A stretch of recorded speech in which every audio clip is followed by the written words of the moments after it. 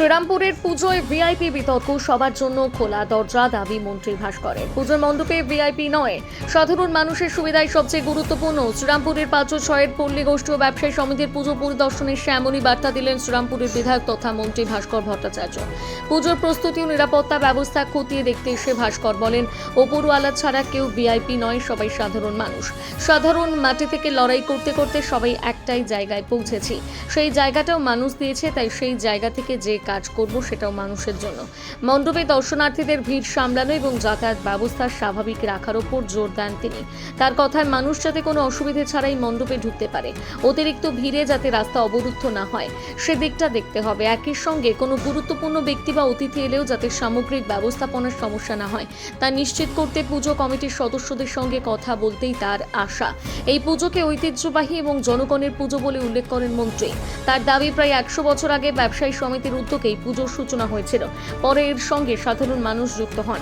পুজোর আয়োজনের সহযোগিতার প্রসঙ্গে ভাস্কর বলেন, শুধু এই পুজো নয়, সবাইকে সাহায্য করব যতটা আমার পক্ষে সম্ভব। আমার সরকারও পাশে থাকবে। ছোট পুজো হলেও শ্রীরামপুরের সাংসদ কল্যাণ বন্দ্যোপাধ্যায়ের পুজোয় আসা নিয়ে প্রশ্নের মুখে পড়তে হয় তাকে। ভাস্কর বলেন, এটা সর্বজনীন পুজো, মানে সবার পুজো, যে চাইবে সেই আসতে পারবে। আমাকে ডেকে আনতে হবে কেন? কোনো আপত্তি নেই, আসবেন, পুজো দেখবেন, প্রণাম করবেন।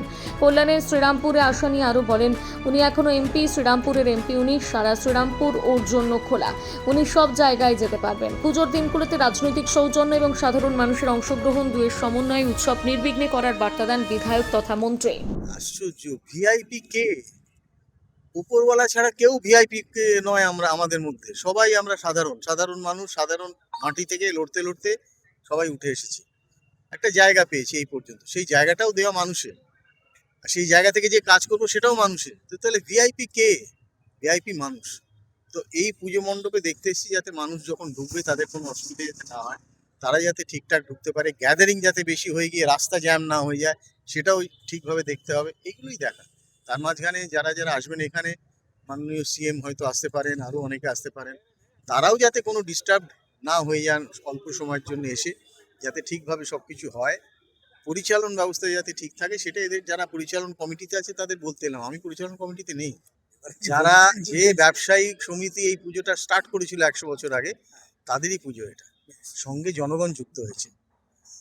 আপনি কি সাহায্যের হাত বাড়িয়ে দিয়েছেন? অবশ্যই সাহায্য, তাই সবাইকেই সাহায্য করবো। শুধু এই পুজো কেন, আমি সবাইকে সাহায্য করবো যতটা আমার পক্ষে সম্ভব। আমার সরকারও পাশে থাকবে ছোট পুজোগুলো।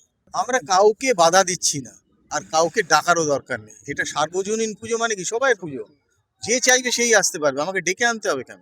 উনি যদি আসেন, কোনো আপত্তি নেই, আসবেন, পুজো দেখবেন, প্রণাম করবেন, মা করে যেরকম করেন উনি করবেন, কোনো আপত্তি নেই। কান্নার কথা বললেন? না না, আমি মা করে বলেছি। আপনারা যদি ঘুরিয়ে বলেন সেখানে তো আমার কিছু বলার, তো আপনাদের বক্তব্য হয়ে গেল না, আমার মুখে বসিয়ে লাভ নেই। না, পুজোর সময় উনি আর কি ২-৩ দিন এখানেই কাটাতেন। এবার যদি বলেন সেটা ওনার ব্যাপার, উনি কোথায় কাটাতেন আমি জানতাম না, উনি আমায় জিজ্ঞেস করেও কাটাতেন না। তা আমি এখন কি করে বলতে পারবো যে উনি কোথায় কাটাবেন?